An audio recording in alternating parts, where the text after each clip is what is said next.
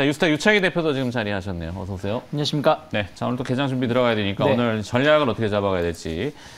자, 호재라고 하면 호재겠죠. 예, 뭐 그동안 짓눌렀던 부담스러운 악재였는데 이걸 일단 걷어내는 것 같은데 어떻게 풀이를 해야 될지.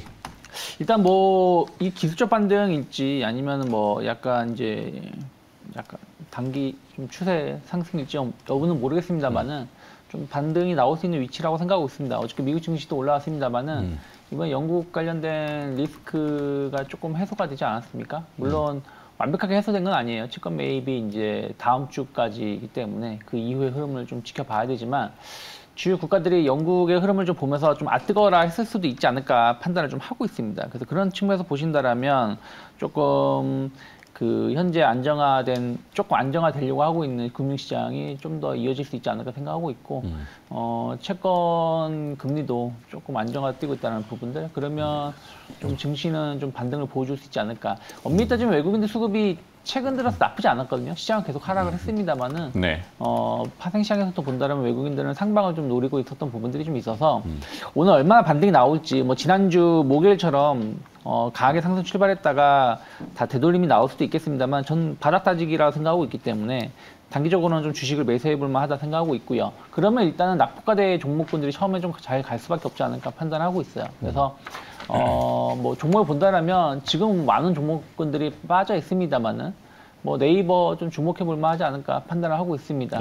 뭐 저는 뭐 네이버가 실적 그렇게 나쁘다고 보고 있지 않고 또 대체할 수 있는 기업이 없다라는 측면에서 본다라면 아무리 뭐 긴축으로 간다고 해도 그 성장 모멘텀이 꺾일까 본다라면 그건 아니라 생각하고 있어요. 그렇기 때문에 좀 단기 반등일지라도 조금 더 상대적으로 더 올라갈 수 있지 않을까. 어쨌든 많이 빠졌기 때문에. 그래서 저는 한 22만 원 정도 목표가 열어놓고 뭐 아주 높은 목표가는 아닙니다. 하지만 한 21선 정도까지의 반등을 대비할 필요는 있지 않을까 판단하고 있습니다. 네. 자, 영국발이지만 사실 복합성을 띌 거예요. 보도 내용을 이렇게 조합해 보면은 그 크레딧 스위스라고 하는 이제 유럽계 큰 은행이죠. 제법 큰 은행이고 이게 이제 과거에 리먼 사태하고 뭐 비교를 자꾸 하는 트라우마가 있기 때문에 결국에는 연준이 움직였다라는 거예요. 연준이 어제 비공개 회의를 뭐 한다는 얘기들이 좀 흘러나왔어요. 그러니까 위기를 더 커지기 전에 금리 속도에 대해서 한번 논의를 좀 해볼 필요가 있겠다. 이게 본질인 것 같아요. 네, 뭐 그러니까 물론 이제 뭐 알맹이는 없었다. 뭐 자기들 그 계획대로만 가겠다. 뭐 이런 얘기가 있었습니다만 어찌되었든 현재 상황에서 그런 회의를 주최했다는 것 자체만도 의미가 있는 것이고 뭐 크레딧 스위스가 그 리먼보다 훨씬 더 큰 회사입니다. 그 비교해 본다면. 그래서 그쪽에 문제가 생기다면 큰 어떤 금융시장의 요동을 칠 수 있겠습니다만은 아직은 좀 체크해 볼 필요가 좀 있기 때문에 너무 이렇게 좀 극단적으로 갈 때는 오히려 시장은 좀 되돌림이 나올 수도 있지 않을까 판단하고 있습니다. 네.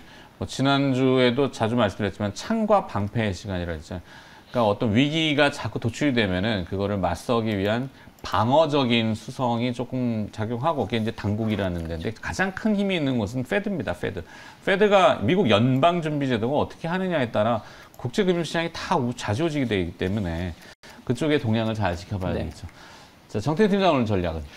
네, 저는 조선 기자재 이제 저점 매수. 섹터 전략으로? 네, 섹터 전략으로 좀 말씀드리고 싶은데 일단은 이제 시장이 좀 바닥을 잡을까에 대한 부분들을 너무 이렇게 확정지어서 얘기하기는 좀 힘들지만 그럼에도 불구하고 준비는 좀 해야 되지 않을까 생각을 하게 된다라면은 그럼 어떤 게 올라갈까에 대한 고민을 좀 할 수밖에 없을 것 같아요. 그리고 지금 하염없이 시장이 좀 빠지는 장 속에서는 테마도 좀 선택하기가 좀 쉽지 않은데 그러다 보니까 저점 매수 관점에서 조선 기자재 한번 말씀을 좀 드려보고 싶어요. 어쨌든 뭐 태조 이방원이 8월 달에 이제 완전히 식어버리는 모습들이 나오고 있지만 그럼에도 불구하고 이 에너지 관련 이슈는 앞으로도 계속해서 발생될 수밖에 없는 상황들이기 때문에 그러다 보니까 뭐 조선 관련주는 좀 봐야 되지 않을까 생각을 하고 있고요. 일단은 뭐 아시겠지만 우리나라 같은 경우는 도시가스 요금이라든지 그 전기가스, 전기 요금도 이제 인상을 진행을 합니다. 그래서 10월 1일부터 도시가스 같은 경우도 메가줄당 2원 70전 정도 인상을 현재 진행한다라고 합니다.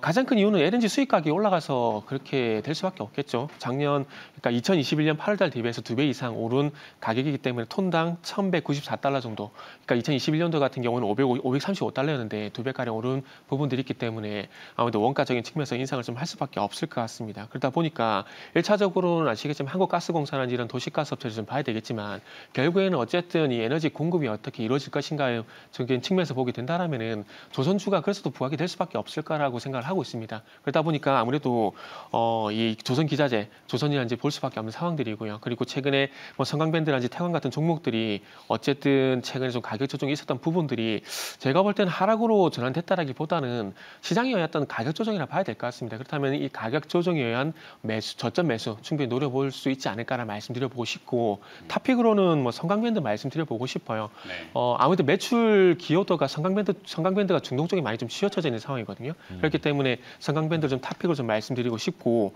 그러다 보니까 성강밴드 같은 경우 가격 같은 경우에는 14,000원에서 15,000원 정도 말씀 좀 드리도록 하겠습니다. 뭐 그 외에는 뭐 DK라든지 태광, 하이로코리아 그리고 일승 같은 기업들인데 일단은 지금 그 뭐 성강밴드 좀 말씀드리지만 그럼에도 불구하고 일승도 같이 1+1으로 좀 같이 보시라는 말씀을 드리도록 하겠습니다. 네.